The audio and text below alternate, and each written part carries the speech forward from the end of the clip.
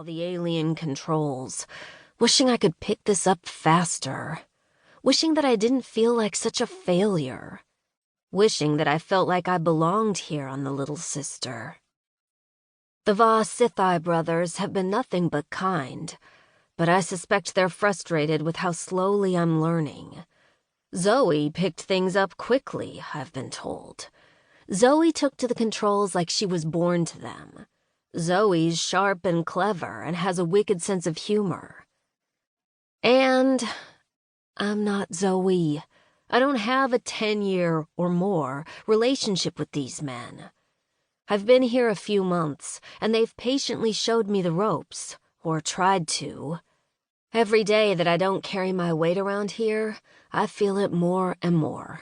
I'm waiting for the day that they get sick of me, for when they get tired of having a human parasite hanging around and eating their food and not contributing. No matter how nice they are, there's always the worry that they're going to get rid of me. The universe has taught me a lot over the last 6 years, but more than anything, it's taught me that humans don't belong in alien societies. It doesn't matter that we're dragged, kicking and screaming from our homes. It doesn't matter that we don't want to be here. Once we're here, there's no going back, and there's no place that feels warm and welcoming. I hoped things would be different if I could learn to be crew here on the Little Sister. If I could pull my weight, earn a salary, contribute to the efforts of the others. But it's becoming more and more obvious to me that I can't. And if I can't, I don't know what I'll do. I think of the offer Kim gave me months ago to stay at her farm, to be her tenant.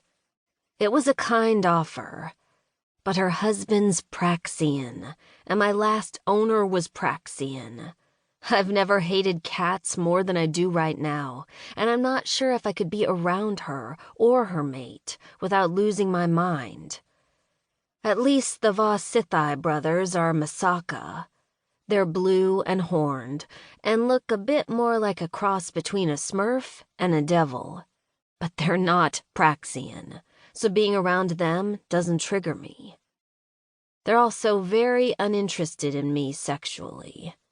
In a way, that's both good and bad. If I was spreading my legs for the crew, at least I'd feel like I was earning my keep. But they've firmly put me into Little Sister territory. Or at least, annoying cousin. They've made it quite clear that they're not interested in that way, which was nice. Sometimes I wish it was different because that'd be easier. But this is what I wanted. I wanted to earn my keep in a way that doesn't involve me being on my back.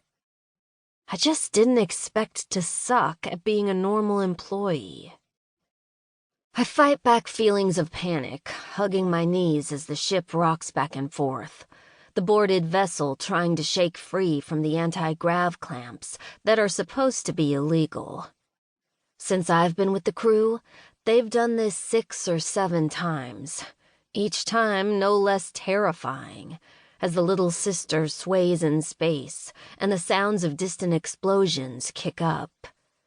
It sounds nightmarish, but the crew has this handled. Minutes pass as I wait for things to die down. "We've got a runner," Adiran calls over the comm band. "Be on the lookout, Soph." Okay, maybe they don't have this handled. I head to the armory closet and grab the small blaster that's tooled for my fingerprints and turn it on. It hums in my hand and I hold it tight, then creep toward the docking tunnel that connects us to the other ship like an enormous umbilical cord. Someone's coming through it. I see movement and green skin, and the prominent, frog-like eyes of the Uli. This one's bigger than most, bulky, and wearing heavy-looking clothing that might pass for armor. He's got a blaster in his hands, and paces quickly through the tunnel, heading right for me. I swallow hard, holding up my gun. I can do this. I can. I know in a life of piracy, shit happens. The people we're stealing from are...